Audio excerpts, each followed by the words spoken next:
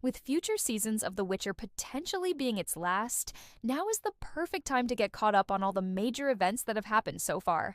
Except if you're a little fuzzy on the details, or maybe you just started watching the show and you're confused by all the characters talking about, oh, what was it again? The Battle of Sodden Hill or the Fall of Sintra?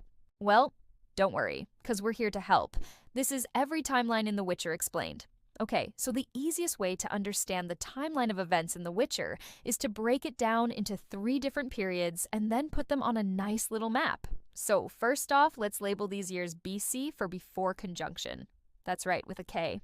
Now this period covers the events leading up to the conjunction of the spheres, which occurred in the year 1267 BC and brought the worlds of monsters, magic, and men together. This era includes the creation of the first Elder Blood, and thus the Witchers, the formation of the Scoia'tael, and basically all the backstory we learned in Season 2. Now moving on, the next period is simply labeled as pre-conjunction, which begins in the year 1267 and ends in 999, marking the beginning of the Great Northern War. In this time period, we see the rise of such important characters as Vilgefortz, the fall of Sintra, and the start of Geralt and Yennefer's relationship, amongst other things. And finally, we have the years CE or Common Era, which begins in 999 with the start of the aforementioned war and covers everything that has happened since. With that established, let's go ahead and dive right in. First up, we've got the year 1267 BC, which takes place during the events of Episode 3, What is Lost? In this episode, we learn about the origins of the Elder Bloodline through the tale of a queen who made a deal with the Jinn in order to save her people from a terrible plague. We also get to see Ciri in this time period in the form of a vision, and we learn that she is the reincarnation of Lara Dorren, an even more powerful sorceress who tried to prevent the conjunction of the spheres, believing it would bring nothing but pain and suffering. She was killed by Vilgefortz, who wanted to use her power to become even more powerful himself. However, the Elder Blood that Vilgefortz stole from Lara Dorren survived and eventually manifested in Ciri. Next up is the year 1267 CE, which encompasses most of Season 1 and is where the majority of the show's timeline takes place. It starts off with Geralt attending the Battle of Sodden Hill and reuniting with Yennefer before heading to Sintra to find Ciri. But unfortunately, Sintra has been attacked by the Nilfgaardian army and completely destroyed by the end of the season. And because Ciri was thought to be dead, Geralt and Yen were left with no choice but to flee.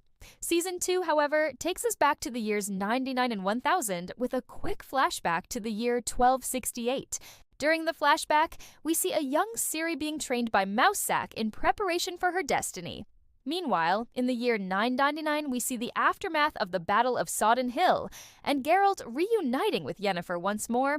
After helping the Northern Kingdoms prepare for the coming war with Nilfgaard, Geralt and Yennefer eventually leave to find Ciri, only to be separated after crossing paths with an old enemy of Geralt's, the Wild Hunt. Yen ends up traveling to the elven city of Sheraki in search of Ciri, while Geralt goes to Aretuza to find Triss. Eventually, though, both Geralt and Yen find Ciri in the elven forest of Brokilon, although she had actually been there the whole time, having been magically hidden by the Dryads.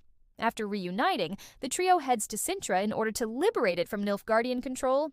Unfortunately, their efforts are in vain, as Sintra falls anyway. But because Ciri had actually been training as a witcher the whole time, she is able to escape with the help of some friendly elves and reunite with Geralt. At the end of the season, Yennefer is brought to a tribunal of mages, where she is stripped of her powers after it is discovered that she used illegal magic to conceive a child with Geralt. As for Season 3, well, we know it will take place in the years 998 and 999, marking the true beginning of the war between the Northern Kingdoms and Nilfgaard. What we don't know yet is how exactly the show will handle the source material, as showrunner Lauren Schmidt Hissrich has stated that Season 3 will begin at roughly the halfway point of Time of Contempt, which is the 3rd book in the series. If this is true, then we should be seeing the aftermath of Yennefer's loss of magic, as well as the political fallout of the Battle of Sodden Hill and the fall of Sintra. Not to mention the looming threat of the Wild Hunt will likely play a bigger role this season as well. So yeah, that's every timeline in The Witcher explained. Don't worry, we'll keep you updated on all the latest news regarding the show. In the meantime, though, feel free to check out some other videos. Thanks for watching.